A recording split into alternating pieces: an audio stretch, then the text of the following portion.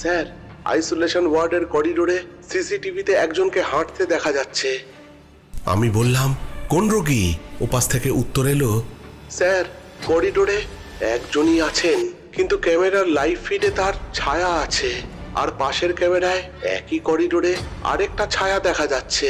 সমস্যাটা হলো দুই ক্যামেরার মাঝখানে কোনো মানুষই নেই।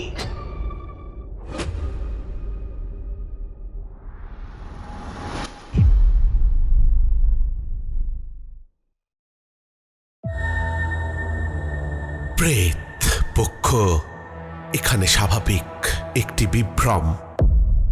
সকলকে স্বাগত জানাচ্ছি প্রেতপক্ষের 423 নম্বর এপিসোডে। আশা করি তোমরা সকলে সুস্থ আছো, ভালো আছো। আর আজকে শনিবার রাত 10টা বেজে গেছে। তোমরা সকলে হেডফোন কানে লাগিয়ে প্রস্তুত হয়ে গেছো ভয় পাওয়ার জন্যে। আজকের এপিসোডে রাখছি একটাই ঘটনা যিনি পাঠিয়েছেন তিনি তার নাম প্রকাশে অনিচ্ছুক।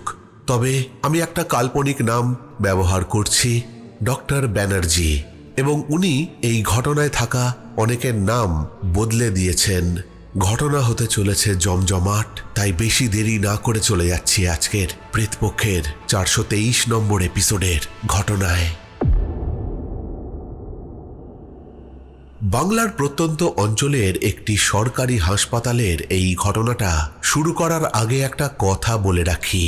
চিকিৎসক হিসেবে আমার পেশাগত জীবনের শুরু থেকেই আমি অলৌকিক বা অতিপ্রাকৃত কোনো কিছুর অস্তিত্বে বিশ্বাস করতাম না। আমার কাছে প্রতিটি ঘটনার একটি না একটি শারীরবৃত্তীয়, মানসিক কিংবা পরিবেশগত ব্যাখ্যা ছিল। একজন রোগী হ্যালুসিনেট করলে আমি সেটাকে ওষুধের পার্শ্ব প্রতিক্রিয়া, জ্বর, অক্সিজেনের ঘাটতি বা মানসিক আঘাত দিয়ে ব্যাখ্যা করতাম। কোনো নার্স যদি বলতো, স্যার, গত রাতে ওয়ার্ডে অদ্ভুত কিছু দেখেছি, আমি হেসে বলতাম, রাত জেগে ডিউটি করলে এমন অনুভূতি হওয়াই স্বাভাবিক। কিন্তু আজ এত বছর পর আমি এই কথাগুলো আর আগের মতো দৃঢ়ভাবে বলতে পারি না, কারণ এমন কিছু রাত আমি নিজের চোখে দেখেছি যেগুলোর ব্যাখ্যা আমি এখনো খুঁজে পাইনি। আমি চাই না আপনারা এই ঘটনাগুলোকে অন্ধভাবে বিশ্বাস করুন, আবার এটাও চাই না এগুলোকে নিছক কুসংস্কার বলে উড়িয়ে দিন। শুধু এতটুকু বলবো, আমি যা বলছি তা আমার ডিউটি ডায়েরি, হাসপাতালের লগবুক এবং নিজের স্মৃতির ওপর ভিত্তি করেই বলছি। কিছু নাম ও স্থানের পরিচয় গোপন রাখছি, কারণ হাসপাতালটি এখনো চালু আছে এবং সেখানে আমার বহু সহকর্মী কর্মরত। ঘটনাটা 2019 সালের বর্ষাকালের। সদ্য MBBS শেষ করে ইন্টার্নশিপ এবং হাউস স্টাফশিপের পর আমি পশ্চিমবঙ্গের এক প্রত্যন্ত অঞ্চলের এক গ্রামীণ মহকুমা হাসপাতালের মেডিকেল অফিসার হিসেবে যোগ দিই। হাসপাতালটি জেলা সদর থেকে প্রায় 70 কিলোমিটার দূরে। শেষ 15 কিলোমিটার রাস্তা কাঁচা। বর্ষাকালে সেখানে পৌঁছতে গাড়ির চাকা কাদায় বসে যাওয়া খুব স্বাভাবিক ঘটনা। প্রথম দিন হাসপাতালে পৌঁছে আমার সবচেয়ে বেশি যে জিনিসটা নজরে পড়েছিল সেটা হাসপাতালের পুরো ভবন নিয়ে নয়, হাসপাতালের নীরবতা। হাসপাতাল মানেই আমার মনে ছিল অ্যাম্বুলেন্সের সাইরেন, রোগীর আত্মীয়ের ভিড়, করিডোরে ব্যস্ততা, নার্সদের দৌড়ঝাঁপ। কিন্তু এই হাসপাতালটা যেন অন্যরকম। বাইরে বিশাল একটা বটগাছ, বৃষ্টির জল টুপটাপ করে পড়ছে, দূরে ব্যাঙের ডাক, মাঝে মাঝে বিদ্যুতের তারে বসে থাকা কাক ডেকে উঠছে। হাসপাতালটি 3 তলা। নিচতলায় জরুরি বিভাগ, পুরুষ ওয়ার্ড এবং একটি ছোট অপারেশন থিয়েটার। প্রথম তলায় মহিলা ওয়ার্ড, প্রসূতি বিভাগ এবং বার্ন ইউনিট। দ্বিতীয় তলায় আইসোলেশন ওয়ার্ড, ডাক্তারদের বিশ্রাম কক্ষ এবং পুরনো স্টোর রুম। হাসপাতালের পেছনে একটা ছোট্ট মর্গ, মর্গের পাশেই পুরনো আম গাছের সারি। হাসপাতালের সুপার ডক্টর সমরেশ মজুমদার আমাকে দেখে হেসে বলেছিলেন, এখানে রোগীর চিকিৎসা কঠিন নয়, কঠিন হলো রাতের ডিউটি সামলানো। আমি ভেবেছিলাম তিনি নিশ্চয়ই রোগীর চাপের কথা বলছেন। হেসে বলেছিলাম, স্যার, রাত জেগে কাজ করার অভ্যেস আছে। তিনি একটু থেমে শুধু বলেছিলেন, ভালো, অভ্যেসটা যেন বজায় থাকে। তবে সেই দিন কথাটার অর্থ আমি বুঝিনি। সেদিন আমার পরিচয় হয় স্টাফ নার্স মিতালি দত্তের সঙ্গে। প্রায় 15 বছর ধরে ওই হাসপাতালে কাজ করছেন। অত্যন্ত দক্ষ, রোগীদের সঙ্গে ব্যবহারও চমৎকার। তিনি হাসপাতাল ঘুরিয়ে দেখাচ্ছিলেন আমাকে, জরুরি বিভাগ, লেবার রুম, ফার্মেসি। তারপর আমরা প্রথম তলায় উঠলাম। একটা করিডোর পার হওয়ার সময় লক্ষ্য করলাম করিডোরের মাঝখানে একটা পুরনো দেয়াল ঘড়ি ঝুলছে। আশ্চর্যের বিষয়, ঘড়িটা চলছিল না, কাঁটা আটকে আছে ঠিক 2:17 আমি বললাম, ঘড়িটা নষ্ট? মিতালি একটু তাকিয়ে বললেন, অনেক দিন ধরেই। আমি উত্তরে বললাম, তাহলে খুলে ফেলছেন না কেন? তিনি উত্তর দিলেন না। বিষয়টা তখন গুরুত্ব দিইনি। বার্ন ইউনিট দেখার সময় একটা অদ্ভুত গন্ধ পেলাম। শুধু ওষুধ বা অ্যান্টিসেপটিকের গন্ধ নয়, যেন অনেক পুরনো পোড়া কাপড়ের গন্ধ। আমি বললাম, এত গন্ধ কেন? মিতালি বললেন, বার্ন ওয়ার্ডে এই গন্ধ থাকেই স্যার, যদিও আমার অভিজ্ঞতায় এমন গন্ধ আগে পাইনি। সন্ধেবেলায় ডাক্তারদের বিশ্রাম কক্ষে বসে চা খাচ্ছিলাম। সেখানে ছিলেন senior medical officer doctor Arindam Sen. খুব শান্ত মানুষ। কথা বলতে বলতে তিনি হঠাৎ জিজ্ঞাসা করলেন, আপনি কি খুব যুক্তিবাদী? আমি হেসে বললাম, যতটা একজন চিকিৎসকের হওয়া উচিত ঠিক ততটা। তিনি মাথা নাড়লেন। ভালো, যুক্তি ধরে রাখবেন, তবে একটা কথা মনে রাখবেন, রাতে যদি কোনো রোগীকে দেখতে যান সবসময় ভর্তি রেজিস্টারের সঙ্গে মিলিয়ে নেবেন। আমি অবাক হলাম। বললাম, মানে? তিনি বিষয়টা বদলে দিলেন। বললেন, কিছু না, নতুন এসেছেন তো তাই বললাম, কাজটাজ ভালো করে বুঝে নিন, বুঝলেন? আমি আর কিছু জিজ্ঞাসা করিনি। সেদিন রাতেই আমার প্রথম নাইট ডিউটি পড়ল। রাত 10টার পর হাসপাতালটা আশ্চর্যভাবে বদলে যায়। দিনের কোলাহল অল্প থাকলেও সেটুকুও থাকে না। করিডোরের লাইটগুলো মিটমিট করে জ্বলে। দূরে কোথাও অক্সিজেন কনসেন্ট্রেটরের একঘেয়ে শব্দ। বৃষ্টির জল টিনের ছাদে পড়ছে। মাঝে মাঝে দূরে কুকুর ডেকে উঠছে। রাত 12টার সময় একজন সাপের কামড়ের রোগী এলো। তাকে প্রাথমিক চিকিৎসা দিয়ে রেফার করা হলো জেলা হাসপাতালে। তারপর 1 ঘন্টা হাসপাতাল এক্কেবারে শান্ত। আমি রিপোর্ট লিখছিলাম। হঠাৎ বাইরে খুব আস্তে কারোর হাঁটার শব্দ পেলাম। ভাবলাম কোনো নার্স। দরজা খুলে বাইরে তাকালাম, করিডোরে কেউ নেই। কিন্তু শব্দটা যেন আরো দূরে সরে গেল। আমি বিষয়টা গুরুত্ব দিলাম না। রাত 1:20 নার্স মিতালি এসে বললেন, স্যার, আইসোলেশন ওয়ার্ডে একজন রোগীকে একবার দেখে যাবেন? আমি ফাইল হাতে নিয়ে তার সঙ্গে বেরোলাম। আইসোলেশন ওয়ার্ড হাসপাতালের একেবারে শেষ প্রান্তে। করিডোরটা লম্বা, জানালার কাছে বৃষ্টির ফোঁটা। প্রতিটি পদক্ষেপের সঙ্গে নিজের জুতোর শব্দই যেন অস্বাভাবিক জোরে প্রতিধ্বনিত হচ্ছিল। হাঁটতে হাঁটতে আবার সেই নষ্ট ঘড়িটার সামনে এলাম। অন্ধকারে ঘড়িটার কাঁটা এখনো 2:17 স্থির। আমি হেসে বললাম, ঘড়িটা রাতে আরো অদ্ভুত লাগছে।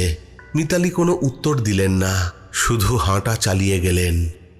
আইসোলেশন ওয়ার্ডে পৌঁছে দেখি একজন বৃদ্ধ নিউমোনিয়ার রোগী ঘুমোচ্ছেন। অক্সিজেন চলছে, সবকিছু স্বাভাবিক। আমি পরীক্ষা করে বেরিয়ে আসছিলাম। ঠিক তখনই করিডোরের একেবারে শেষ মাথায়, যেখানে আলো পৌঁছচ্ছে না, সেখানে যেন কেউ দাঁড়িয়ে আছে বলে মনে হলো। একজন মহিলা, মাথা নিচু, স্থির। আমি ভেবেছিলাম রোগীর আত্মীয়া। ডেকে বললাম, কে আছেন ওখানে? কোনো উত্তর নেই।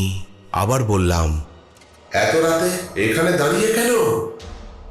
মহিলাটি নড়লেন না। আমি টর্চ জ্বালিয়ে আলো ফেললাম।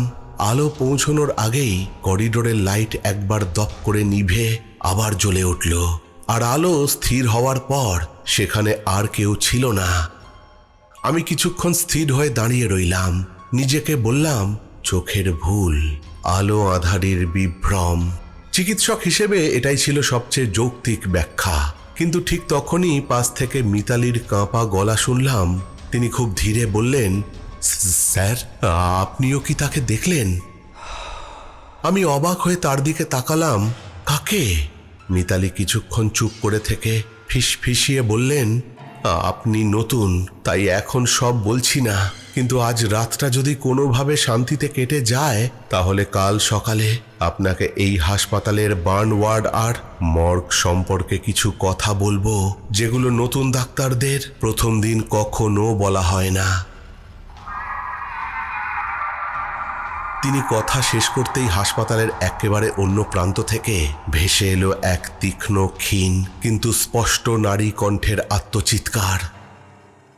শব্দটা এসেছিল প্রথম তলার বার্ন ওয়ার্ডের দিক থেকে। আমি আর মিতালি দুজনেই একসঙ্গে একে অপরের দিকে তাকালাম, তারপর কোনো কথা না বলে দৌড়ে সিঁড়ির দিকে এগিয়ে গেলাম। আইসোলেশন ওয়ার্ডে ঢুকে আমি দেখলাম সেদিন কোনো মহিলা রোগী সেই ওয়ার্ডে নেই। সেই দিন রাতে আর কোনো ঘটনা ঘটেনি। ভোর 5টার দিকে ডিউটি শেষ হলো, কিন্তু ঘুমোতে যাওয়ার আগে আমি একটা সিদ্ধান্ত নিয়ে ফেলেছিলাম, এবার আর অনুমান নয়, আমি পুরো বিষয়টা নথি দিয়ে যাচাই করব। হাসপাতালের ইতিহাস, পুরনো ফাইল, মৃত্যু রেজিস্টার, নির্মাণ পরিকল্পনা, যা পাওয়া যায় সব দেখব। পরদিন দুপুরে রেকর্ড রুমে গিয়ে হরিপদ বাবুকে বললাম আমার পুরনো হাসপাতালের আর্কাইভ দেখতে হবে। তিনি চশমার ফাঁক দিয়ে আমার দিকে তাকালেন, বললেন, কত বছরের? আমি বললাম, যত পুরনো আছে তত। তিনি খানিকক্ষণ চুপ করে থেকে বললেন, আপনি কি রাতের ডিউটি করছেন? প্রশ্নটা শুনে অবাক হলাম। বললাম, হ্যাঁ। তিনি দীর্ঘ শ্বাস ফেলে আলমারির ভেতর থেকে 3টে ধুলো জমা বাক্স বের করলেন।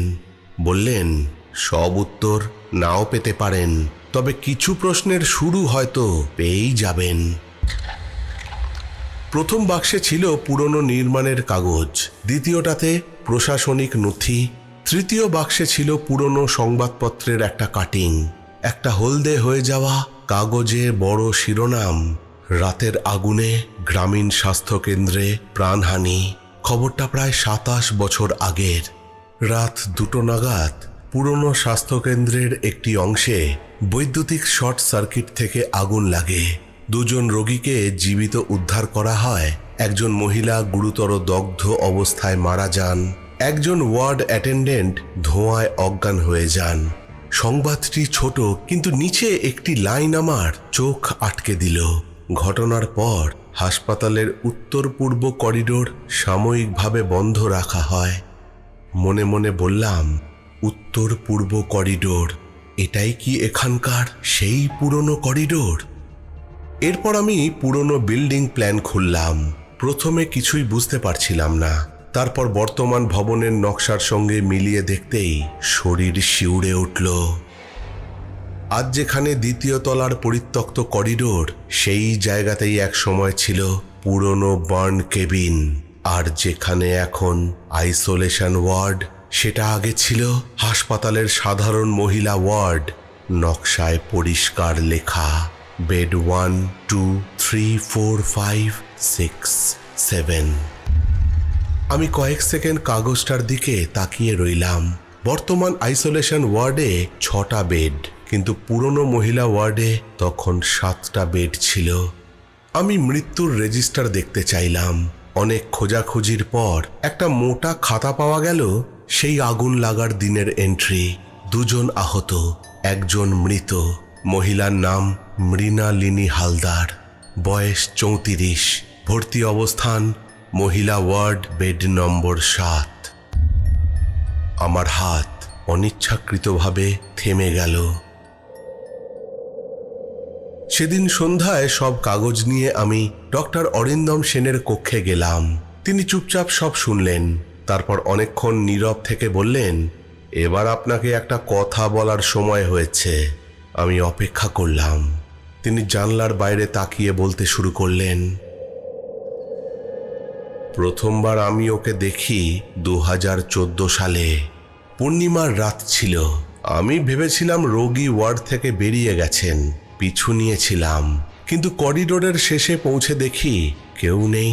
পরদিন রেকর্ড ঘাঁটতে গিয়ে একই নাম পাই, মৃণালিনী হালদার। আমি জিজ্ঞাসা করলাম, আপনি কাউকে বলেননি? তিনি মৃদু হেসে বললেন, একজন সরকারি ডাক্তার যদি বলে তিনি মৃত রোগীকে দেখেছেন, মানুষ তার চিকিৎসার ওপরই আগে সন্দেহ করবে।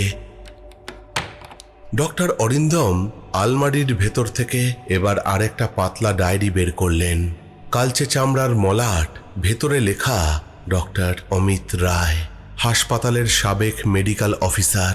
ডায়েরির শেষ কয়েকটি পাতায় কেবল রাতের ডিউটির নোট। এক জায়গায় লেখা, পূর্ণিমার রাতে নীল গাউন পরা মহিলাকে আবার দেখলাম। তিনি কখনো আমার দিকে তাকান না, সবসময় আমার পেছনে তাকিয়ে থাকেন। তিনি কাউকে সতর্ক করতে চান। তারপর আরেকটা পাতায়, মর্গের হাসির শব্দের সঙ্গে করিডোরের মহিলার কোনো সম্পর্ক আছে বলে মনে হয় না, বরং মনে হচ্ছে তিনি নিজেও সেই শব্দকে ভয় পান। আমি অবাক হয়ে ডক্টর অরিন্দমের দিকে তাকালাম। মানে? তিনি ধীরে বললেন, আমরা এতদিন ধরে নিয়েছিলাম তিনিই সব ঘটনার কেন্দ্র, কিন্তু যদি তিনি কারণ না হয়ে সতর্কবার্তা হন তাহলে। ঠিক তখনই হাসপাতালের সুপার সমরেশবাবু ঘরে ঢুকলেন। আমাদের সামনে নথিগুলো দেখে বললেন, তোমরা শেষ পর্যন্ত এগুলো পেয়েই গেলে? আমি বিস্মিত। আমরা জিজ্ঞাসা করলাম, আপনি জানতেন? তিনি মাথা নাড়লেন, বললেন, জানতাম, আর জানতাম একদিন না একদিন তোমাদের কারো হাতে এগুলো পৌঁছবেই। আমি বললাম, তাহলে আপনি এতদিন কিছু বলেননি কেন? তিনি ধীরে উত্তর দিলেন, কারণ যারা শুধু গল্প শোনে তারা ভয় পায়, কিন্তু যারা নিজের চোখে দেখে তারা প্রশ্ন করতে শেখে। এরপর তিনি আমাদের দিকে তাকিয়ে এমন একটা কথা বললেন যা আজও আমার কানে বাজে, আগামীকাল আবার পূর্ণিমার রাত। আজ পর্যন্ত যারা এই ঘটনাগুলো দেখেছে তারা সবাই একটাই ভুল করেছে। আমি জিজ্ঞাসা করলাম, কি ভুল? তিনি খুব ধীরে বললেন, সবাই করিডোরের মহিলাটিকে অনুসরণ করেছে, কিন্তু কেউ কখনো ঘুরে দেখেনি তিনি আসলে কার দিকে তাকিয়েছিলেন। ঘরের ভেতর নিস্তব্ধতা নেমে এলো। আমার মেরুদণ্ড দিয়ে ঠান্ডা একটা স্রোত নেমে গেল, কারণ হঠাৎ করেই মনে পড়ল প্রথম রাত, দ্বিতীয় রাত, করিডোরে দেখা সেই মহিলা। প্রতিবারই তিনি আমার দিকে নয়, আমার ঠিক পেছন দিকে তাকিয়েছিলেন, আর আমি একবারও পেছনে ফিরে দেখিনি। ঠিক সেই মুহূর্তে হাসপাতালের জরুরি বিভাগের ইন্টারকম বেজে উঠল। ডিউটি নার্সের উৎকণ্ঠিত গলা শোনা গেল, স্যার, আইসোলেশন ওয়ার্ডের করিডোরে সিসিটিভিতে একজনকে হাঁটতে দেখা যাচ্ছে। আমি বললাম, কোন রোগী? ওপাশ থেকে উত্তর এলো, স্যার, করিডোরে একজনই আছেন, কিন্তু ক্যামেরার লাইভ ফিডে তার ছায়া আছে, আর পাশের ক্যামেরায় একই করিডোরে আরেকটা ছায়া দেখা যাচ্ছে। সমস্যাটা হলো দুই ক্যামেরার মাঝখানে কোনো মানুষই নেই। ডিউটি নার্সের কথাটা শেষ হওয়ার আগেই আমি, ডক্টর অরিন্দম সেন এবং সুপার সমরেশবাবু সিসিটিভি কন্ট্রোল রুমের দিকে দৌড়ে গেলাম। রাত তখন 2:17। বাইরে পূর্ণিমার আলো ফিকে হয়ে এসেছে, আকাশে হালকা মেঘ জমেছে। হাসপাতালের ভেতরটা অস্বাভাবিক নীরব। কন্ট্রোল রুমে ঢুকেই দেখি ডিউটি অপারেটর প্রদীপ মনিটরের সামনে দাঁড়িয়ে আছে। ওর মুখে আতঙ্কের ছাপ স্পষ্ট। সে বলল, স্যার, এই ক্যামেরাটা দেখুন। সে দ্বিতীয় তলার উত্তর পূর্ব করিডোরের লাইভ ফিড দেখালো। স্ক্রিনে লম্বা করিডোরটা পরিষ্কার দেখা যাচ্ছে। আমি, ডক্টর অরিন্দম, মিতালি আর সমরেশবাবু করিডোরের দিকে এগোচ্ছি, কিন্তু অপারেটর অন্য একটা বিষয় দেখালো। বলল, স্যার, এখানে দেখুন। সে ফুটেজটা ধীরে চালালো। আমার ঠিক পেছনে আলো আর অন্ধকারের মাঝখানে একটা দীর্ঘ ছায়ার মতো অস্পষ্ট আকৃতি কয়েক ফ্রেমের জন্য দেখা গেল, পুরোপুরি মানুষের মতো, তারপর গায়েব। আমি বললাম, ভিডিও কম্প্রেশন আর লাইটের সমস্যা হতে পারে। সমরেশবাবু মাথা নাড়লেন, বললেন, হতে পারে, তবু যাচাই করে নেওয়া যাক। আমরা 4 জন করিডোরে পৌঁছলাম। একটা বিষয়ে সঙ্গে সঙ্গেই নজরে এলো, যে পুরনো ঘড়িটা 2:17 থেমে গিয়েছিল, তার সেকেন্ডের কাঁটাটা খুব ধীরে একবার নড়ল, তারপর আবার থেমে গেল। আমি ভেবেছিলাম হয়তো স্প্রিং ঢিলে হয়ে গেছে বা হাওয়ার জন্য হতে পারে, কিন্তু সমরেশবাবু ঘড়িটার দিকে তাকিয়ে রইলেন, আর নজরটা পড়েছেও ঠিক সেই সময়। তিনি কিছু বললেন না। করিডোরের শেষ প্রান্তে একটা ইট দিয়ে বন্ধ করে দেওয়া দরজা ছিল। আমি আগেও দেখেছি সেই দরজাটা, কিন্তু গুরুত্ব দিইনি। হরিপদবাবুর দেওয়া পুরনো নকশা মনে পড়ল। সেখানে এই জায়গায় একটা ছোট ট্রিটমেন্ট রুম দেখানো ছিল। এখন সেটা সম্পূর্ণ বন্ধ। সমরেশবাবু বললেন, অনেক বছর কেউ এটা খোলেনি। আমি জিজ্ঞাসা করলাম, ভেতরে কি আছে? তিনি উত্তর দিলেন, জানি না। রক্ষণাবেক্ষণ বিভাগের কর্মীকে ডেকে আনা হলো। অনেক কষ্টে মরচে ধরা তালাটা কাটা হলো। দরজা খুলতেই ভেতর থেকে একটা স্যাঁতস্যাঁতে ঠান্ডা বাতাস বেরিয়ে আসে। টর্চ জ্বালিয়ে আমরা ঢুকলাম। ঘরটা ছোট, ধুলোয় ঢাকা। দুই পাশে ভাঙা স্টিলের আলমারি, একটা পুরনো পরীক্ষা করার বেড, আর কোনায় কাঠের একটা বাক্স। বাক্সের ওপর প্রায় 1/2 ইঞ্চি পুরু ধুলো জমাট বেঁধে আছে।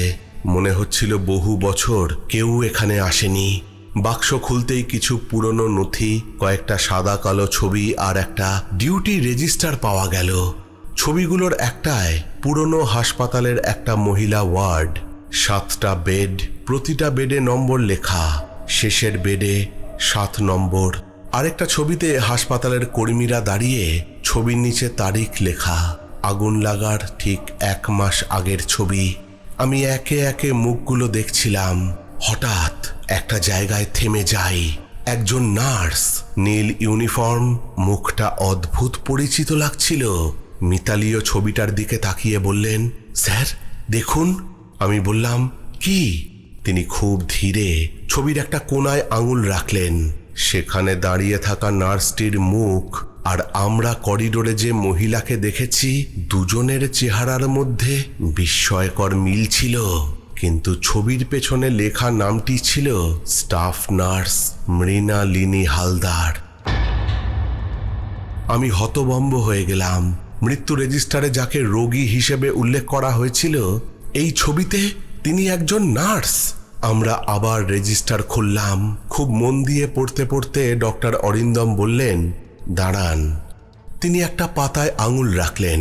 আগুন লাগার রাতে হ্যান্ডওভার নোট। সেখানে লেখা, ডিউটির সময় স্টাফ নার্স মৃণালিনী হালদার শেষবার উত্তর পূর্ব কেবিনের দিকে ছুটে যান। এরপর আর তাকে জীবিত দেখা যায়নি।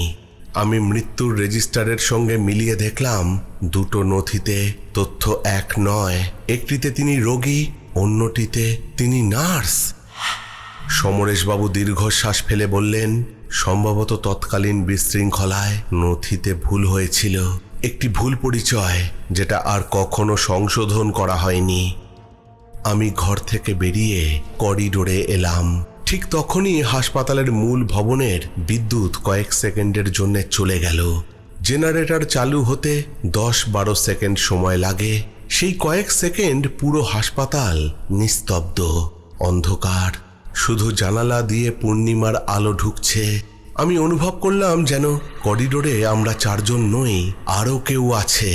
কিন্তু আমি এবার পেছনে তাকালাম না, বরং ধীরে ধীরে সামনে তাকিয়ে রইলাম। জেনারেটর চালু হলো, আলোগুলো জ্বলে উঠল। করিডোর ফাঁকা, কিন্তু যে জিনিসটা আমার নজর কাড়ল সেটা হচ্ছে মাটির ধুলোর ওপর আমি স্পষ্টভাবে দেখতে পেলাম, ধুলোয় 4 জনের নয়, 5 জন মানুষের পায়ের ছাপ স্পষ্ট দেখা যাচ্ছে। পঞ্চম জোড়া ছাপ কয়েক কদম এগিয়ে হঠাৎ মিলিয়ে গেছে। আমি সেই হাসপাতালে আরও প্রায় 8 মাস কাজ করেছিলাম। এর মধ্যে আর কখনো সেই নীল গাউন পরা মহিলাকে দেখিনি। বার্নওয়ার্ড থেকে আর কোনো অদ্ভুত চিৎকারও শুনিনি। মর্গের সেই চাপা হাসির কথাও আর কেউ বলেনি। পুরনো করিডোরটা পরে সংস্কার করা হয়। বন্ধ ঘরটি খালি করে আর্কাইভে নথিগুলো সংরক্ষণ করা হয়। ঘড়িটাও নামিয়ে নতুন ডিজিটাল ঘড়ি লাগানো হয়। সব কিছু যেন ধীরে ধীরে স্বাভাবিক হয়ে যায়। এই ঘটনার প্রায় 6 বছর কেটে গেছে। আমি এখন অন্য হাসপাতালে কর্মরত। মাঝে মাঝে সেই হাসপাতালের সহকর্মীদের সঙ্গে কথা হয়। একদিন মিতালি ফোন করে বললেন, জানেন স্যার, নতুন ছেলেমেয়েরা এখন এসব গল্পই জানে না। আমি হেসে বলেছিলাম, হয়তো সেটাই ভালো। তিনি শুধু বলেছিলেন, ঠিকই বলেছেন, হয়তো। ঘটনাটা এখানেই শেষ, তবে আজও আমার কাছে কয়েকটা প্রশ্ন রয়েই গেছে। প্রথমত সিসিটিভির সেই দুটো অস্পষ্ট ছায়া, একটা ছায়া কি ছিল বা কার ছিল? করিডোরের সেই মহিলা কেন প্রতিবারই আমার বা অন্য কারোর দিকে নয় পেছনের দিকে তাকিয়ে থাকতেন? সম্ভবত এর একটি স্বাভাবিক ব্যাখ্যা আছে। হয়তো ক্লান্তি, মানসিক চাপ, আলো আঁধারের বিভ্রম, অথবা সব মিলিয়ে আমার মস্তিষ্ক ঘটনাগুলোকে অন্যভাবে উপলব্ধি করছিল। আবার এটাও হতে পারে আমরা সবাই মিলে একাধিক কাকতালীয় ঘটনাকে একটা গল্পে পরিণত করছিলাম। আমি নিশ্চিত করে কিছুই বলতে পারি না। তবে আজও হাসপাতালে গভীর রাতে লম্বা নির্জন করিডোরে যখন হাঁটি, আমি অজান্তেই একবার পেছনে তাকিয়ে নিই। কারণ যুক্তিবাদী মানুষ হিসেবে আমি শিখেছি সব প্রশ্নের উত্তর সঙ্গে সঙ্গে মেলে না।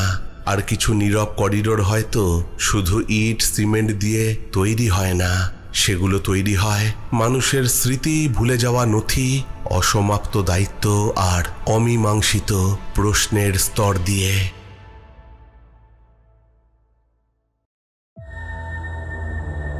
প্রেত পক্ষ এখানে স্বাভাবিক একটি বিভ্রম।